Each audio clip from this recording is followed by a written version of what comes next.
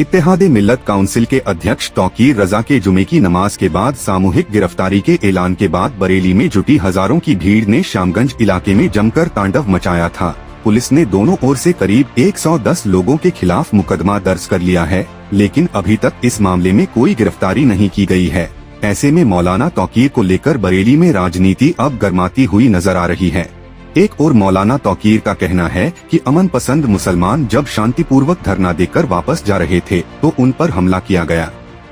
मौलाना ने कहा कि अगर हमलावरों पर कार्यवाही नहीं की गई तो वे दोबारा सामूहिक गिरफ्तारी देंगे। वहीं भाजपा के राष्ट्रीय कोषाध्यक्ष राजेश अग्रवाल ने कहा कि मौलाना की करतूतों से प्रदेश और देश के नेतृत्व को अवगत करवा दिया गया है।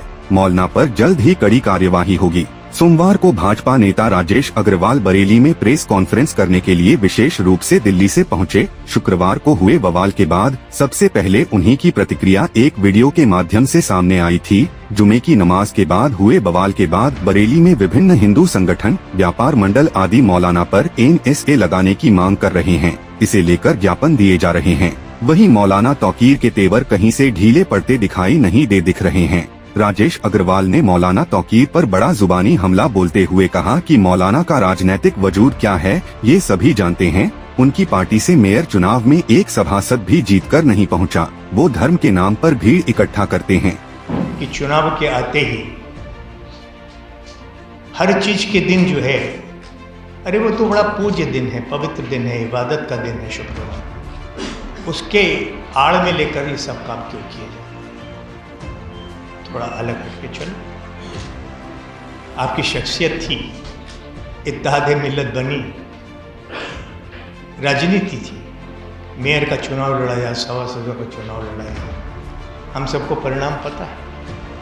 राजेश अग्रवाल ने कहा कि हर क्रिया की प्रतिक्रिया होती है, वो बरेली के माहौल को अशांत नहीं होने देंगे। उन्होंने कहा कि हर मुसलमान आतंकवादी नहीं होता, लेकिन अधिकतर मुसलमान आतंकवादी होते हैं। लेकिन ये निश्चित रूप से कह सकता हूँ कि किसी भी कीमत को बरेली को अशांत नहीं रहने दिया जाएगा। मैंने पहले भी कहा है कि हर एक्शन का रिएक्शन होता है।